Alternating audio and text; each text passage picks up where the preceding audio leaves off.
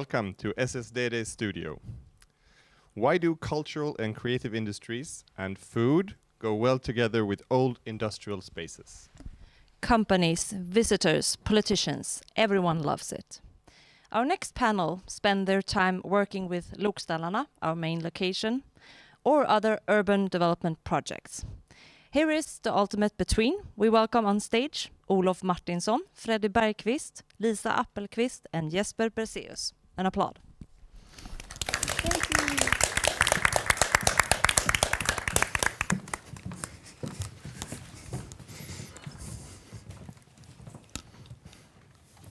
Okay then, welcome to the ultimate in-between. The theme at Southern Sweden Design Days is proximity, and actually that theme couldn't have been more fulfilled than now, because we're actually standing in the very location, the main location for this magnificent design festival, and we are going to talk about city planning of areas, and actually starting from this area, because this is an area that is developing. It's Malmö's over 100 years old railroad workshops that where the locomotives and the trains and also buses have long gone, and instead this place has been invaded by, well, the design festival, but also circus wagons and coffee roasteries, film productions, beekeepers, shoemakers, dance producers, music studios. I can go on and on. Basically, culture and creative industries have occupied this space. And food, of course, we have a beautiful food court here. And but this place is an area waiting for some sort of shape-shifting in an ongoing city planning process. It is an in-between, but of course, because of all the vibrant and motley culture and handicraft artistry that's inhabited this place, now it's the maybe ultimate in-between. So what we're going to discuss is how to get from A to B in the best way in this process of city planning, and how can cultural and creative industries and also citizen-driven industries contribute to this process. I tried to keep it short, but it's difficult. Okay, so because it's exciting. So with me here is Freddy Bergqvist. You are the head chief region project developer from Jernhusen, which owns this area. You basically own all the area along the entire Swedish railroads, right? Yeah, that's correct. Yeah. And you are currently working with the municipality to do the city planning for this area, this industrial area that's going to turn into something else.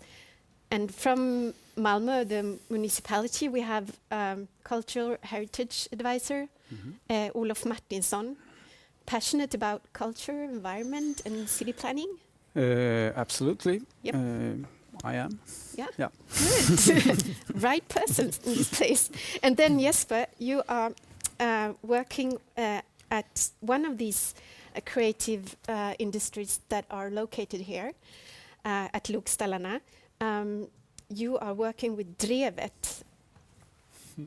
Yeah, we're a non-human center design firm into urban planning.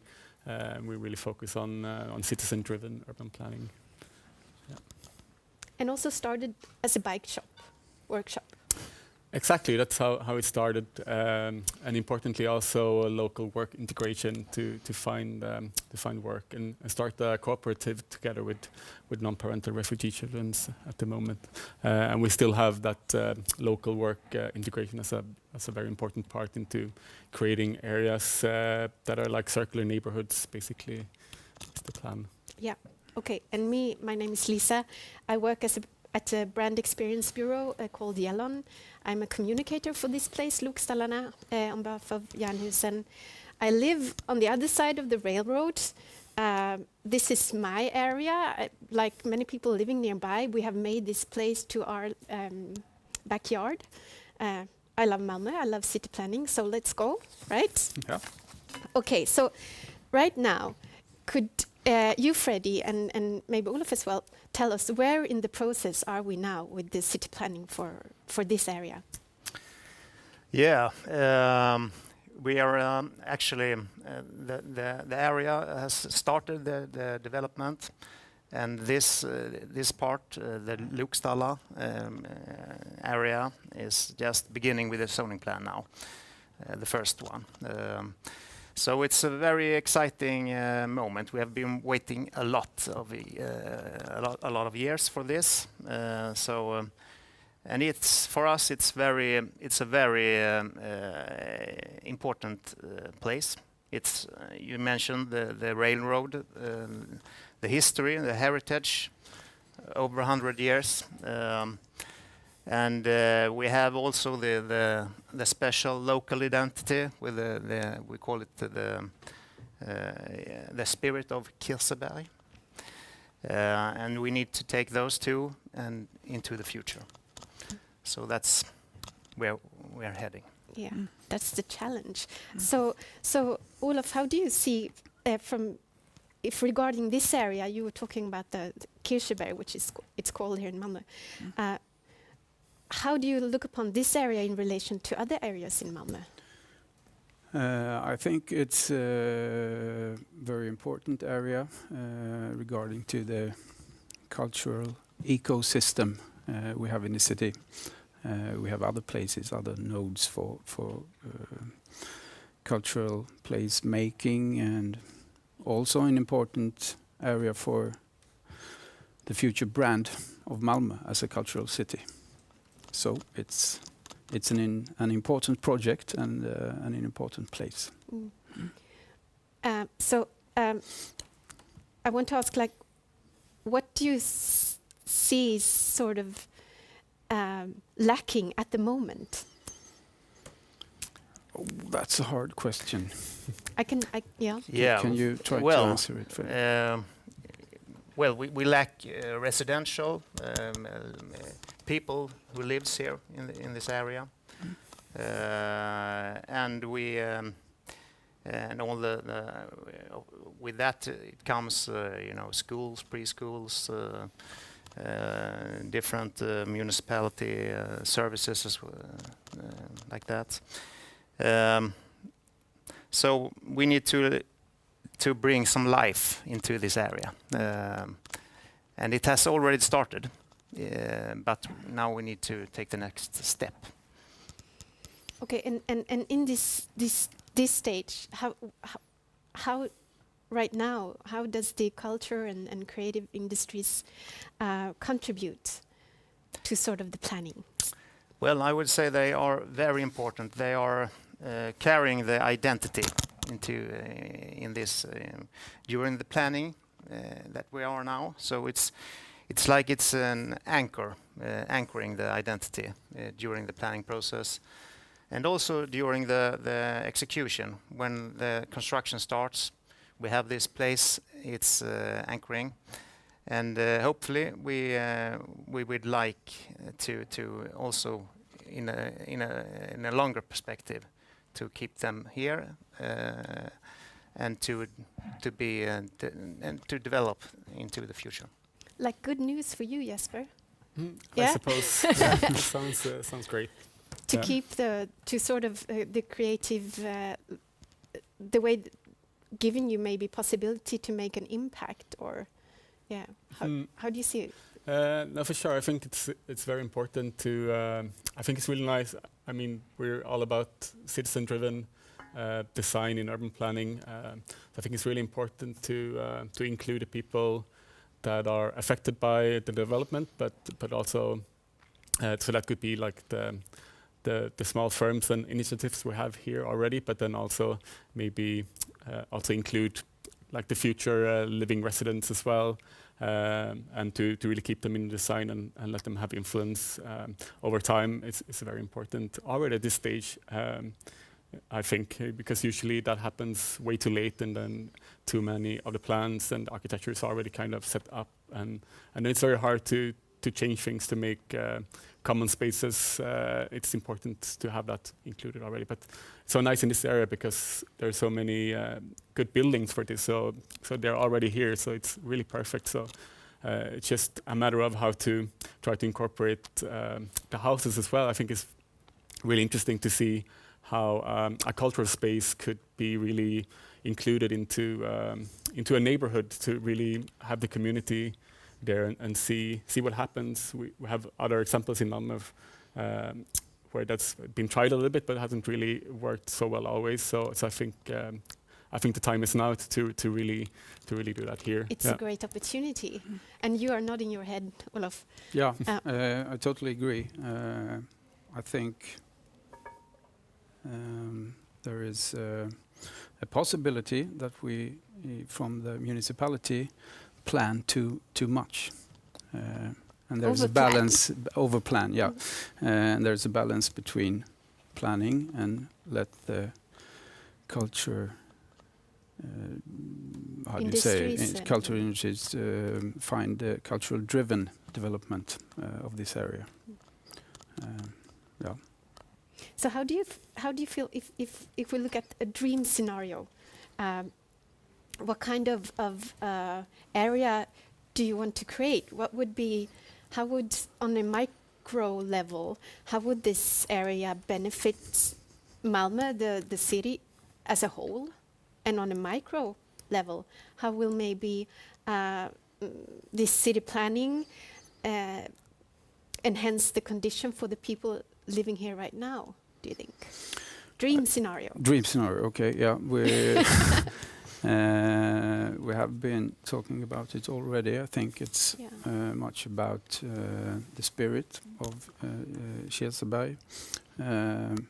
It's about finding the place for järnverksverkstäderna in the cultural ecosystem in Malmö. And I think it's finding the mix between the new buildings and the old ones, and to achieve an exciting tense between the new and the old. That's nice. Yeah, Freddie. Yeah, and I think I agree totally. And for us, it's important to combine these two. You have the local identity and the heritage, to combine it into the new, and maybe to create the possibility to make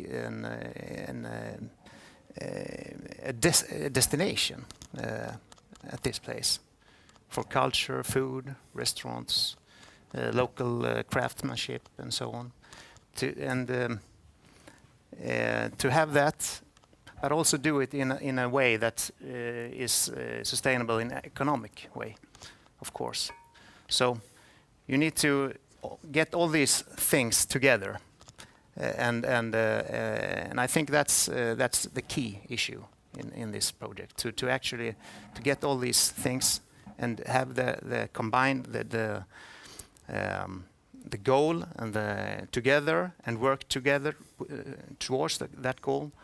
And maybe we need to challenge a few things here and then in the processes, as you mentioned, Olof. But together, I think we can make it. Yeah. So I want to make a short personal reflection here. There's one place that I really love to go to, which is Manchester. Have you been? No, you should. Okay, not. so you go, because it's like Malmö. It's like a very dense city. A lot of people living in dense area, well, the center of Manchester, but there is a walking distance to everything that you basically need. And what they've done is they have kept as much of the old architecture from the Industrial Revolution, from Gothic church next to high-end futuristic skyscrapers. It's a total mishmash kind of atmosphere, which is really beautiful. And so I think I like it so much because it reminds me of my hometown, Malmö. And we are sort of talking about making maybe something, maybe not skyscrapers here, but something in similar, but on a micro level in this area. So what is important for you in this process? What is it going to take in terms of like strategies and process, and does it take a different view on factors like cooperation and resources and permits and stuff? I mean, Permits what's are going to be boring. permits are important, especially in but Sweden. boring. And boring, but maybe. maybe necessary. I won't argue. And so what do you think is going to in this process? Because you have the opportunity. You were saying you had the opportunity. You are starting the process. It's What's going to be the important thing? What do you think it's going to take to make it work? Well, I think it's a little bit about what I said earlier, well, Malmö and Manchester, it's different, of course, but I think the cooperation between the municipality, the different parts in the municipality, us as a property owner, other developers, and the local community, to share this this goal, common goal, where we're going to go, and to see, okay, where will we have problems in this, because it's a little bit different in the process. I think we need to work more like on this, on not like ground. this, more like this. And that might be a little bit challenging, but with the right mindset, I think we will make it. Yeah. Okay, municipality, you have the power. Yeah, but yes, we have. But together with the property owner, I totally agree. What you said. Just it's all about finding the common ambition for this area and doing this together. And when we have found the common ambition, then we can talk about permits and investigations that should need to be done and so on. The strategies. Do you think that there is a certain kind of strategy that you need for this kind of challenge, where there's already a vibrant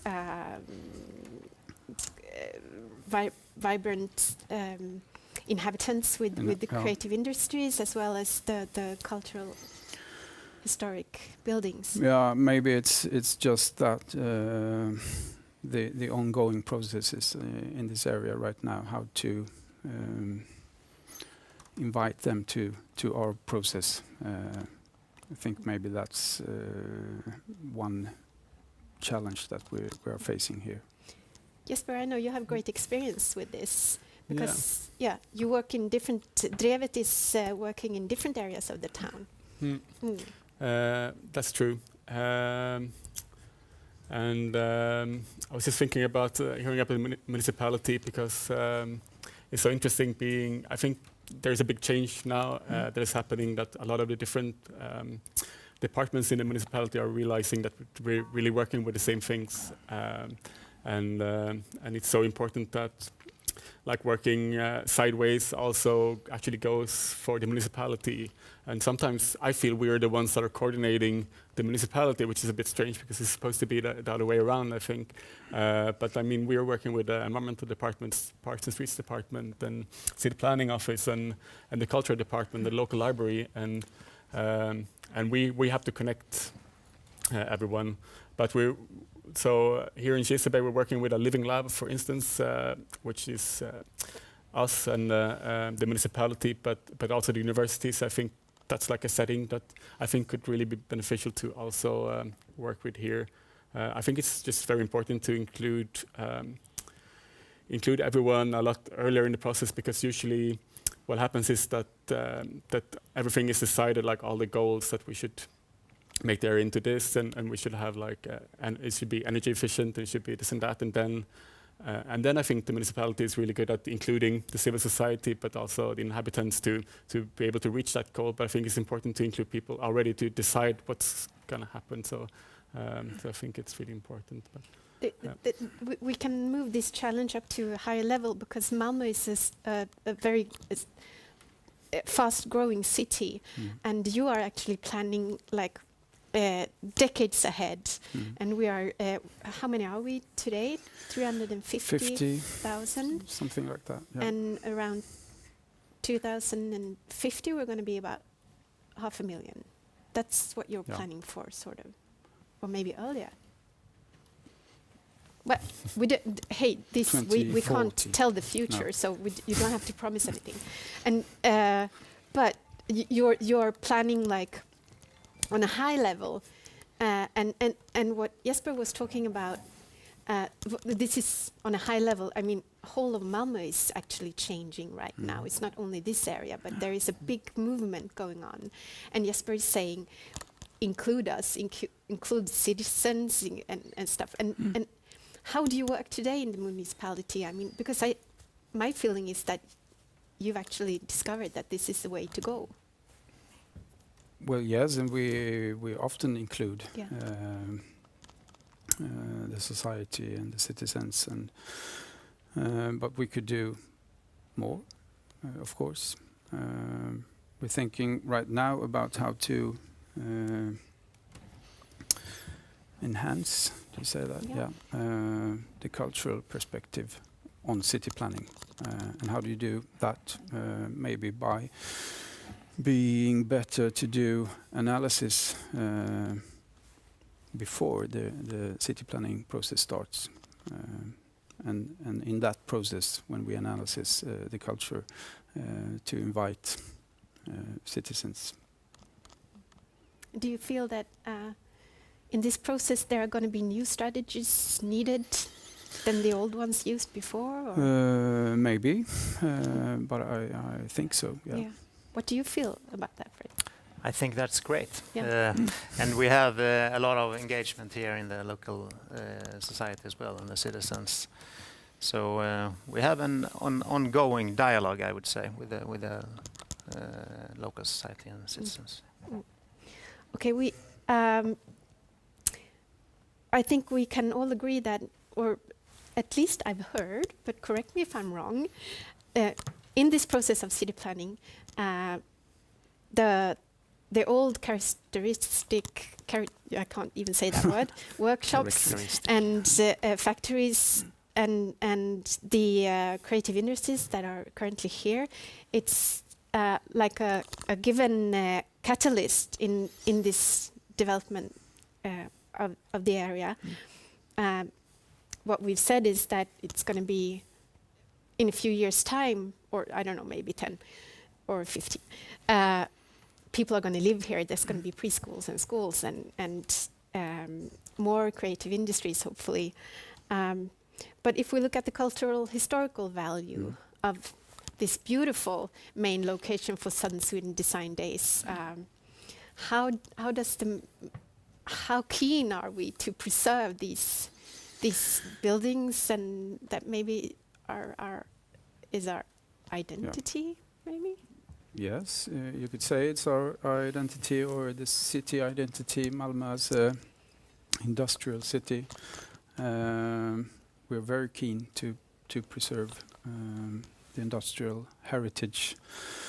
And I think there is a good chance that we succeed in that.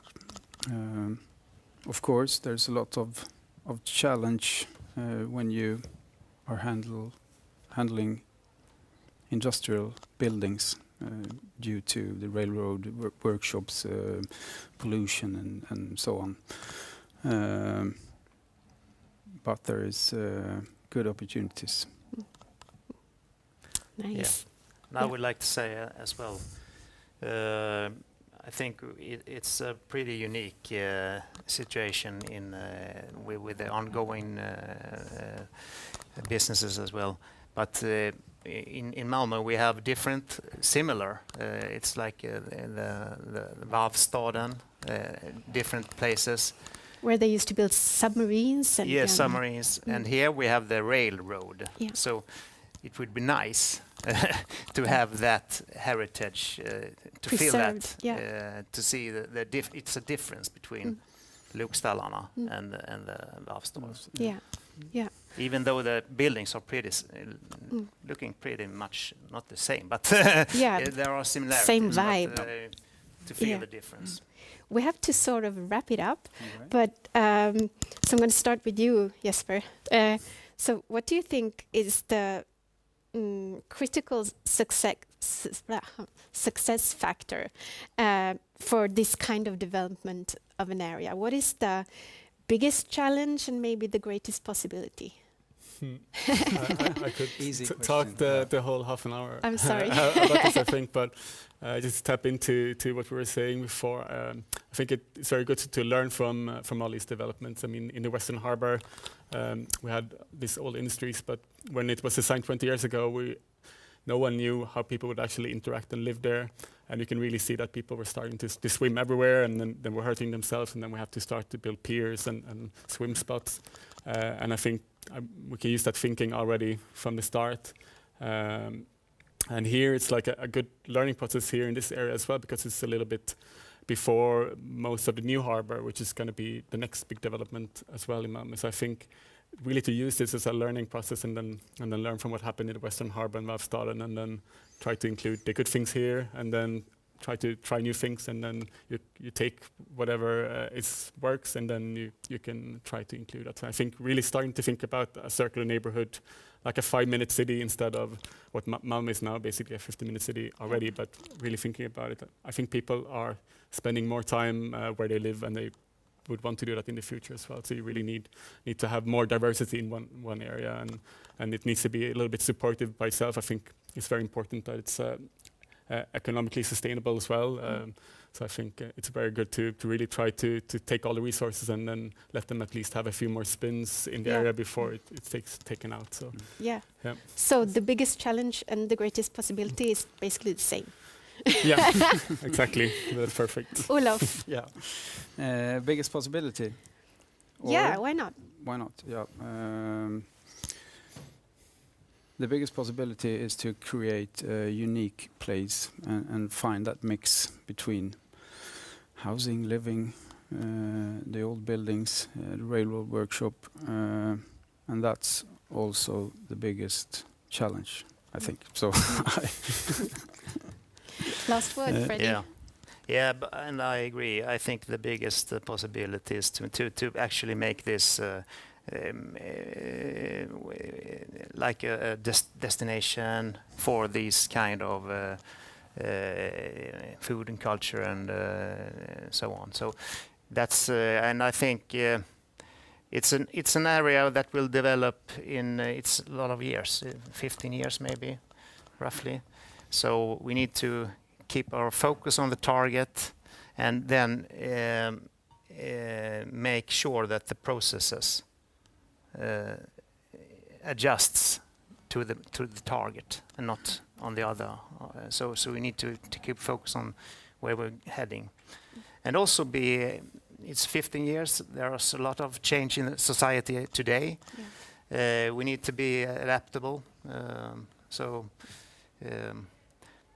But that is it's a challenge, but it's not overwhelmingly hard. Great to hear. So, conclusion is that the equation for this panel is culture plus city planning equals the ultimate in between, but maybe also the future, I think.